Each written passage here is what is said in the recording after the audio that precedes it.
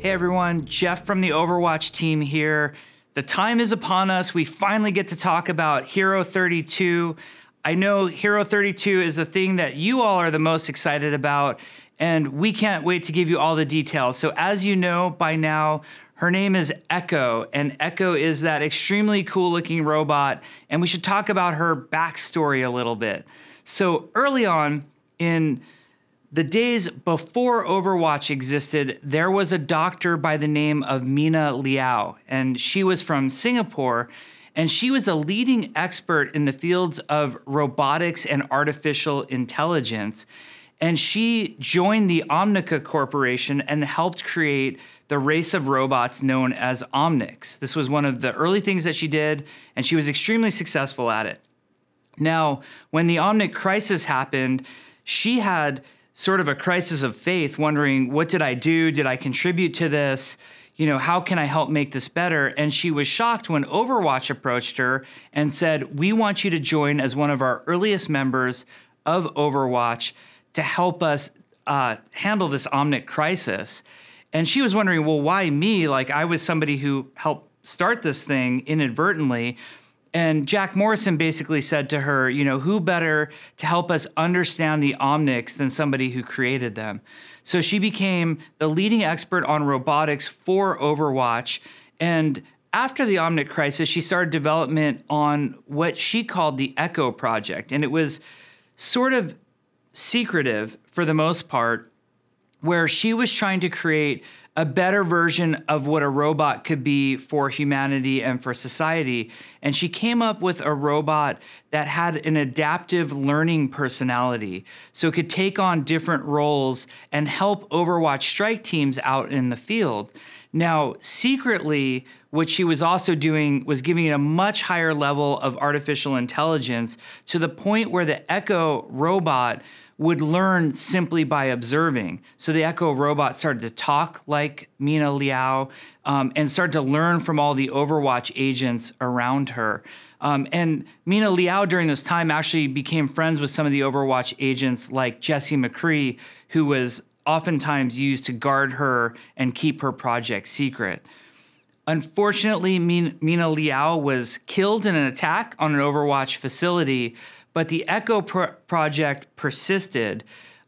In fear that the project might go the wrong direction because of its adaptive learning personality, it was actually quarantined at that point. After Overwatch was shut down, the United States government took possession of the Echo robot. And then, as you all saw in the animated short Reunion, Jesse McCree kind of nudged Ash into helping him free Echo, and then eventually releasing her and getting her back online so she could return to Winston, return to Overwatch, and help the crew defeat what was going on with Null Sector at the time. So that's her backstory. We think it's really cool. You're gonna learn a lot more about her over time. You can read her backstory in her web bio if you wanna see it in more detail. But let's talk about her abilities. This is where we all get excited because our imaginations run wild with all of the crazy things that this character can do. So let's start with how she attacks. Her, I should mention before I even get to that, she is a damage character. I've heard lots of speculation on the internet that, you know, maybe she's going to be a support character. Well, she is in fact a damage character, and she is maybe one of our most exciting damage characters to play. So her primary attack is called Tri-Shot. She shoots in a triangular fashion 3 projectiles out of her hand. And they're pretty deadly, and it's a lot of fun to practice your accuracy and timing on those. And then she can also, as an alternate fire, shoot off what we call sticky bombs. Sticky bombs deploy in a number of them at once. They are also projectiles, and when they land on the target, they stick, as you might imagine, and then they explode after a short detonation period. So this can be very, very devastating. It's also really fun to catch somebody as they're turning around a corner. They think they've gotten away, and you've hit them with the sticky bombs, and you get the elimination after they've turned around the corner. Now, her primary ability is flight. And this is a lot of fun. When she presses flight, she gets an initial boost a little bit forward, and then you have free flight for a short period of time. You can fly anywhere you want. It's similar to, but also different than Pharah's boosters. You have a lot more control over the character, but you don't quite have the same amount of uptime overall because you can't do some of the same hover maneuvers that Pharah can. But she has flight.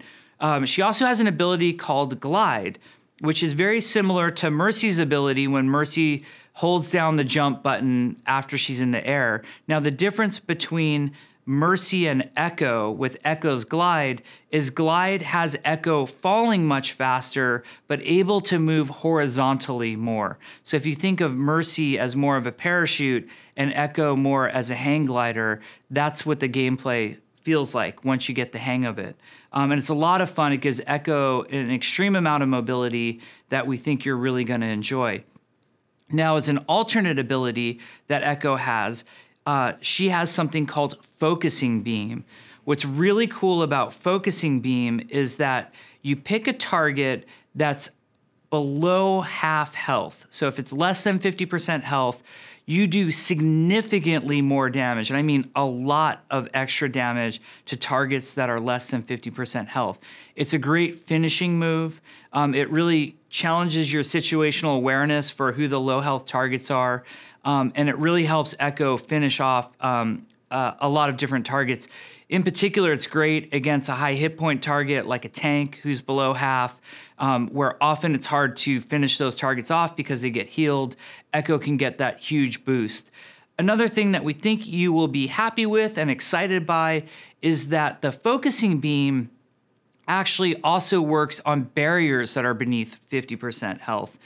So this is going to be a great way to burn those barriers down. We know that a lot of times, especially for damage players, barriers cause a lot of frustration. And as a side small hint to those of you who maybe never knew this, when a barrier starts to crack, the first cracks show at 50%. So that's how you can know if you're an Echo player when to use that Focusing Beam. So all of that is really fun. But I think the moment that the community has been waiting for and that I'm so excited to share with you is what her ultimate ability is. And I don't think any character's ultimate ability is played into the character's name as much as Echo's. What Echo can do for her ultimate ability, and remember she's an adaptive learning robot, is she can choose to turn into any member of the enemy team and literally play that character. So if the enemy team has a Reinhardt and I'm Echo, I can use my ultimate ability on Reinhardt, and then for a pretty significant period of time, I get to play as Reinhardt also on the battlefield. And in addition to that, my ult generation as Reinhardt during that time frame is extremely accelerated, to the point where with some characters, Tracer, for example, we've seen it with Roadhog, Echo, in the form of those characters, can actually get off multiple ultimate abilities. So I know it all sounds crazy. If it's too crazy, we will balance it back further than it is, but it is an extremely fun thing. Now, there might be some confusion. This is not a disguise ability where you just look like the enemy team's Reinhardt or look like the enemy team's Roadhog. It is very clear to both sides that it is Echo replicating that other member of the team. So if it's an enemy team Reinhardt that Echo has replicated, and it's on the enemy team, it will look very red. If it's on your team, it will look very blue. Our audio director, Scott Lawler, did some really cool stuff with the voice lines where you hear both Echo and Reinhardt's voice lines when she turns into those characters. And what we're really excited for is seeing who you all decide are the best characters for Echo to use her ultimate on. In our playtest so far internally, we spend a lot of time turning into the tanks. That seems very powerful because for a brief period of time, you'll have 3 tank characters, and the tank ultimates can create a lot of space and a lot of momentum. But we've also seen some really creative play on characters that have long cooldown, big, powerful abilities. So for example, sometimes we've seen Echo turn into the enemy team's Mercy just to resurrect somebody on our side. So you can use that ability. Or abilities like Baptiste's Immortality Field. you can use, that ability if you decide to be Baptiste. So we're really excited to see the different creative ways that you end up using this ultimate ability. We think it's a ton of fun.